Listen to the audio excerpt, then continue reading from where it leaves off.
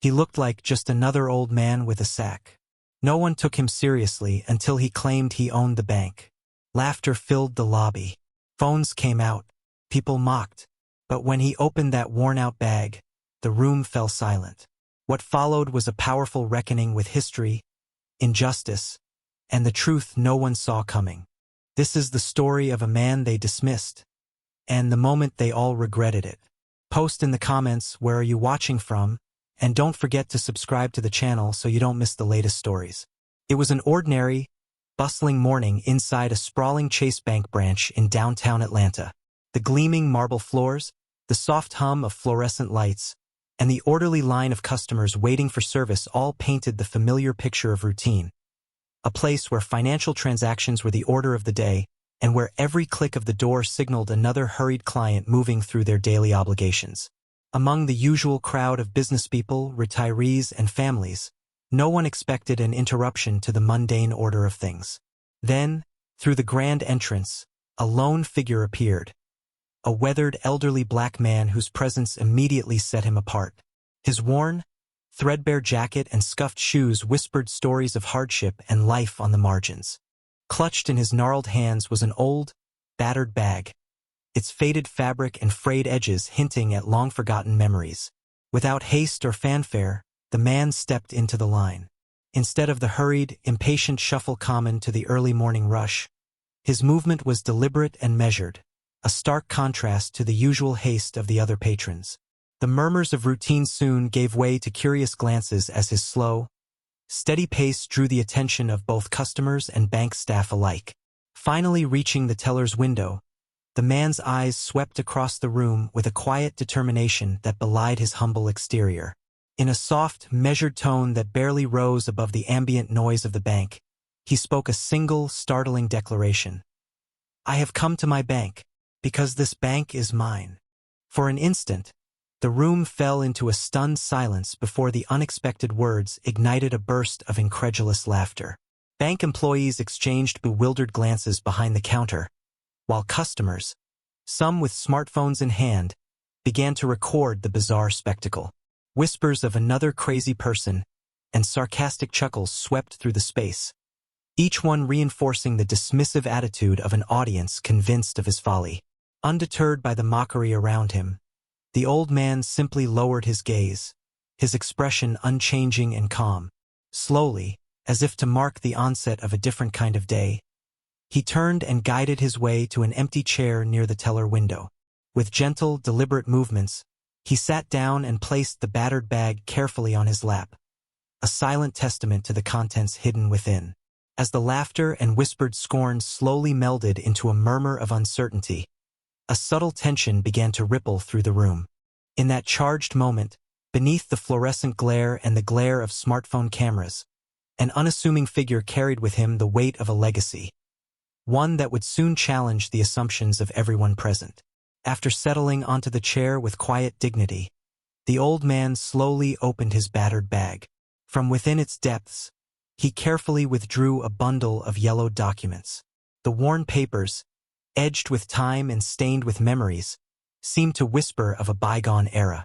In a soft, steady voice, he began to tell his story, a story that stretched back to the 1960s in Georgia. He explained that his father had once been a respected landowner, possessing a vast tract of land right in the heart of the city.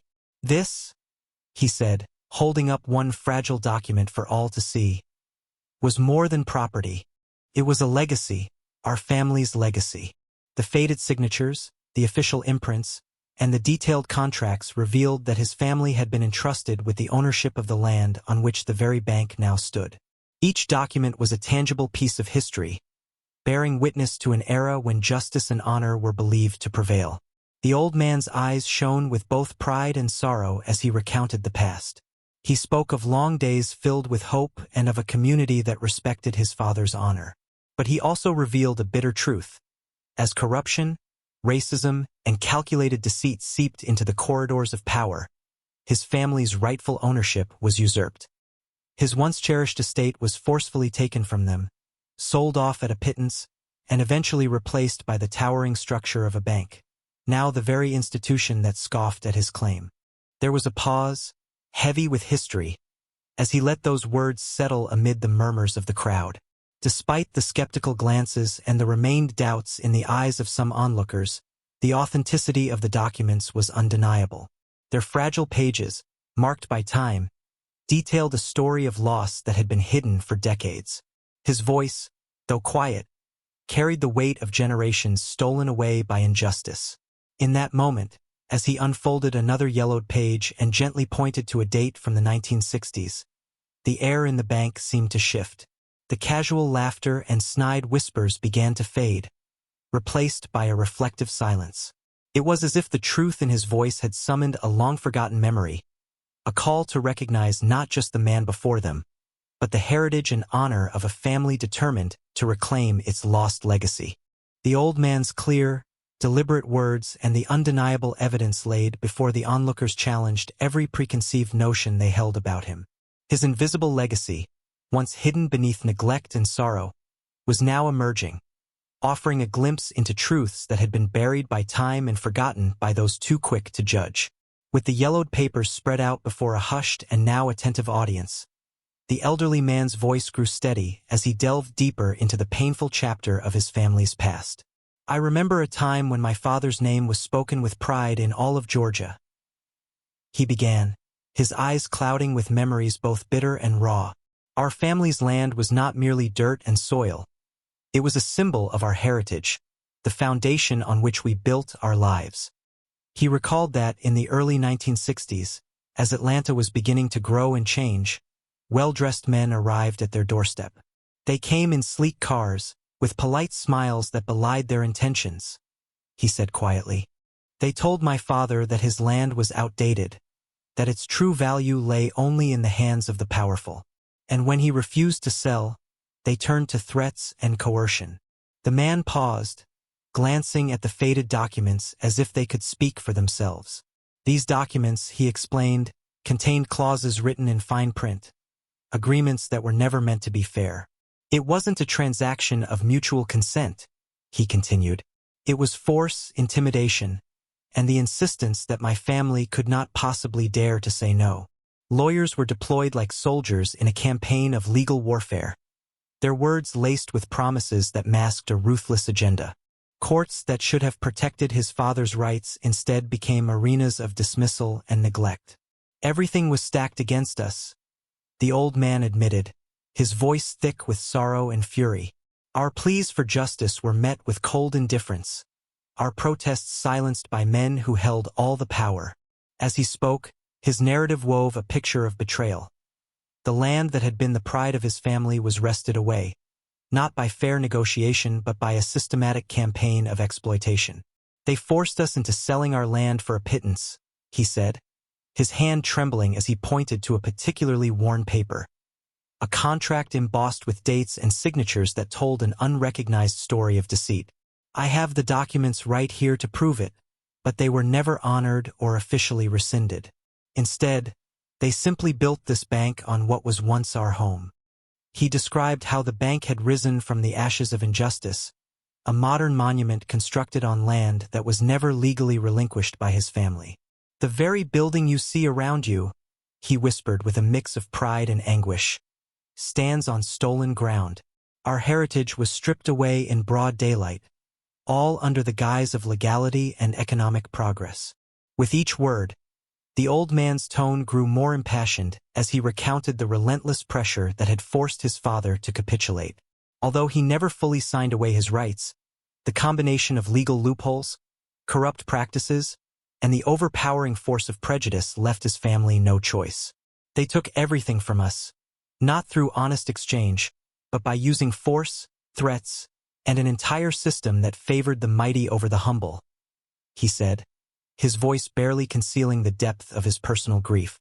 In that solemn moment, the legacy of a stolen inheritance was laid bare for everyone in the bank to see.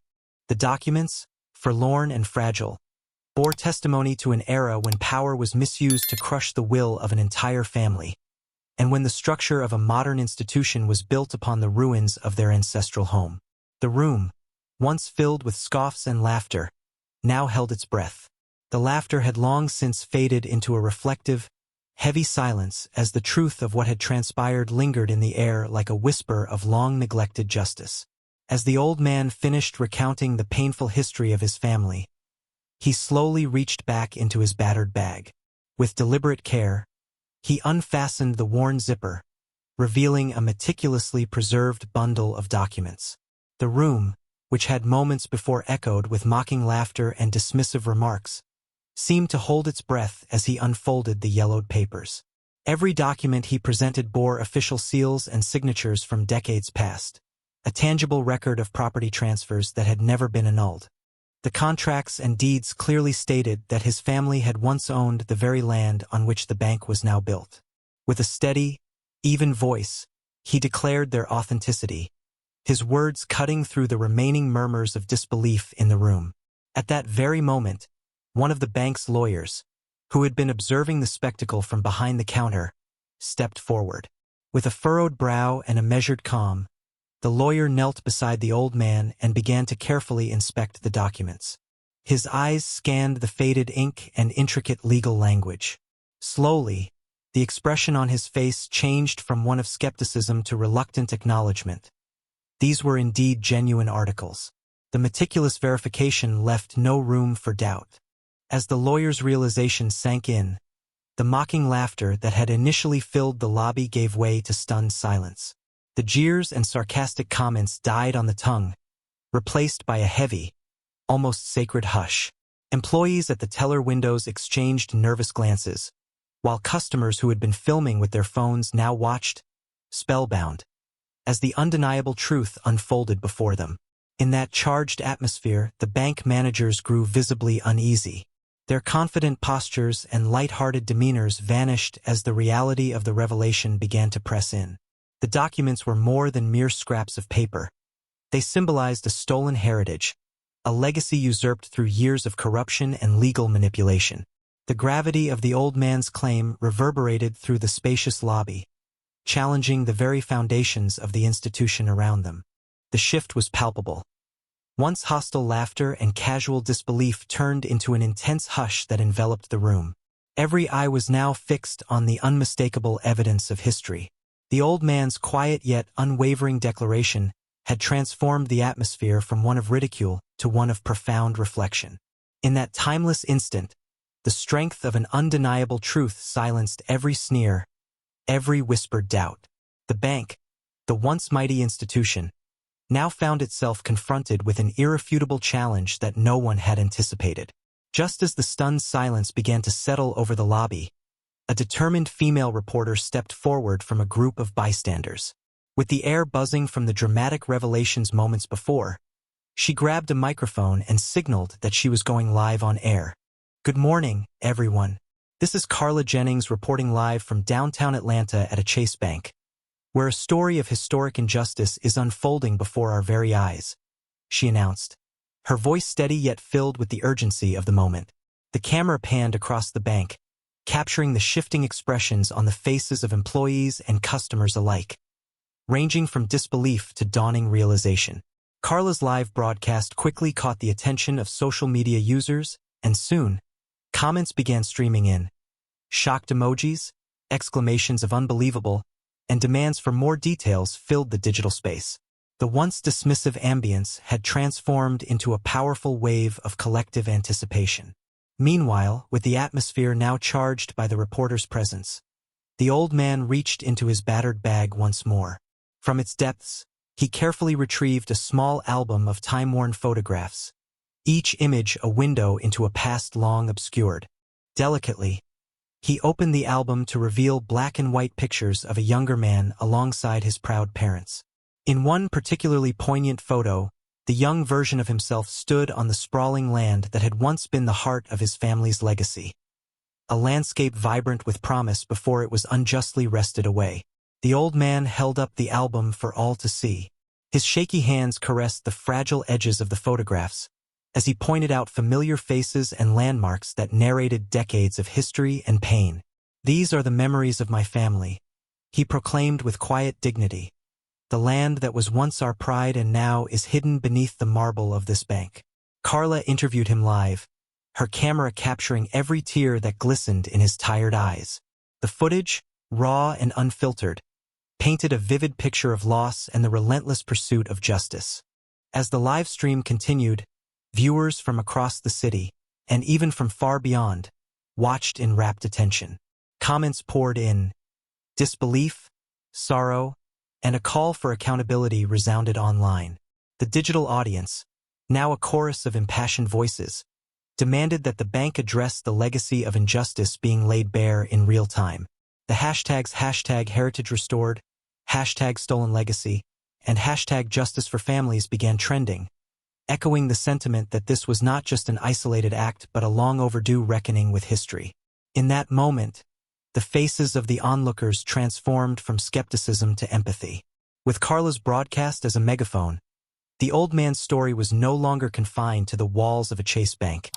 It was spreading fast, igniting a conversation about past wrongs and the persistent scars of historical injustice.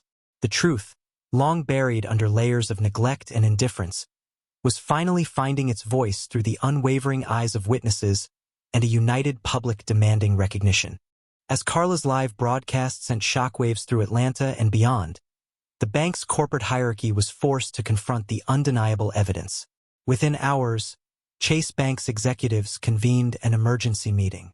In a flurry of anxious phone calls and confidential memos, they acknowledged that the case, now amplified by viral social media outcry, demanded a thorough, independent review. By late afternoon, a formal announcement was posted throughout the bank. The statement admitted that the documents presented by the old man were compelling and that the matter would be investigated with the utmost seriousness. Local government officials and state regulators quickly took notice. Soon, the head of the Regional Financial Oversight Board declared that an inquiry would begin immediately to examine the chain of events, from the original illegal property transfer in the 1960s to the bank's current construction on the disputed land. Meanwhile, offers of compensation cascaded in from bank representatives aiming to resolve the matter quietly. Yet, when a representative gently approached the old man, he responded, his voice steady and sincere, "I am not here for money. I am here for the truth, for justice for my family, and for every injustice that was swept aside for far too long." His unwavering resolve transformed the narrative from being a mere financial dispute to a battle for historical rights and dignity. Inside the lobby, the atmosphere shifted dramatically. The mocking laughter and light-hearted disbelief had given way to a heavy silence, punctuated only by hushed discussions among employees and the palpable tension among customers. The bank's internal teams, along with external legal auditors, meticulously began reviewing every detail of the records he had presented. Their preliminary findings further bolstered his claim, confirming that the documents were indeed authentic relics of a lost legacy. As the investigation unfolded, news outlets provided non-stop coverage of the case. Social media buzzed with trending hashtags such as #StolenLegacy and #JusticeForHeritage, as community members and activists rallied together in support of the old man's fight for recognition. The public outcry compelled Chase Bank to fully cooperate with the inquiry, acknowledging that the institution needed to address not just financial discrepancies but also the deep historical wounds that had been inflicted through systemic injustice. Over the coming days, it became clear that this was more than a simple dispute over land ownership. It was a moment when long-hidden truths clashed with the might of modern corporate power. As the bank's board pledged to reconsider the legitimacy of the disputed property rights, the old man stood as a living testament to the fact that truth, no matter how long suppressed, would eventually demand recognition. In a brief interview during the live coverage, he reiterated, "I come not for riches, but to reclaim the honor that was stolen from my family. Today is not just about my history. It's about ensuring that justice is served for those who were silenced for too long." His words resonated deeply, turning a personal crusade into a beacon of historical accountability. In the weeks that followed the explosive revelations, the atmosphere around Chase Bank transformed from one of disbelief to one of cautious accountability. The social media storm and mounting pressure from community activists, combined with undeniable legal evidence, left the institution no choice but to act. One crisp morning, as reporters and bystanders gathered outside the bank, an official statement was released. The statement announced that an in-depth investigation had verified the documents presented by the old man, proof of a historic land transfer that had never been annulled. Chase Bank acknowledged that the land on which its branch stood had been wrongfully taken from his family through corrupt and coercive means during the turbulent 1960s. In a dramatic concession that reverberated throughout the city, the bank offered not only a formal apology but also a proposal to return a share of the disputed property to his descendants. The news struck a resounding chord. For the old man, whose quiet persistence had turned into a battle for justice, this acknowledgement was bittersweet. It did not erase the decades of injustice or restore the honor stolen from his family, but it signaled a long-overdue victory for historical truth. As bank officials and state regulators began outlining the next legal steps, the community watched with bated breath. The once dismissive laughter that had filled the lobby was now replaced by a respectful silence and murmurs of vindication. In a subsequent press conference, the old man addressed reporters with the calm strength that had carried him through half a century of struggle. "I never came here for money," he declared, his voice resonating with quiet determination. "I came for the truth. I came to reclaim the legacy that was stolen from my family. Today, I see that the long-silenced voices of my ancestors have finally been heard." His words, measured and impassioned, encapsulated the pain of loss and the triumph of resilience. Building on this victory of justice, the old man resolved to create a lasting legacy that would extend beyond his personal story. With funds secured as part of the bank settlement, he established the Legacy Fund for Black Entrepreneurs, a foundation dedicated to supporting young, aspiring Black business owners in Atlanta. The fund aimed not only to provide financial assistance, but also to serve as a reminder that the power of the truth is an enduring force capable of transforming lives and communities. As the field of public opinion and media alike continued to dissect and debate the case, one final statement echoed over every headline and social media post. They laughed at him because they saw an old man with a bag, but they did not see the strength with which truth marched. And truth has triumphed. In that moment, the old man's quiet defiance transcended personal vindication, emerging as a rallying cry for justice and integrity. A call to remember that history, however painful, demands to be acknowledged and righted. I hope you enjoyed this story. Leave a comment, sharing your thoughts about it. Don't forget to like the video and subscribe to the channel so you won't miss new and equally exciting stories. See you in the next video.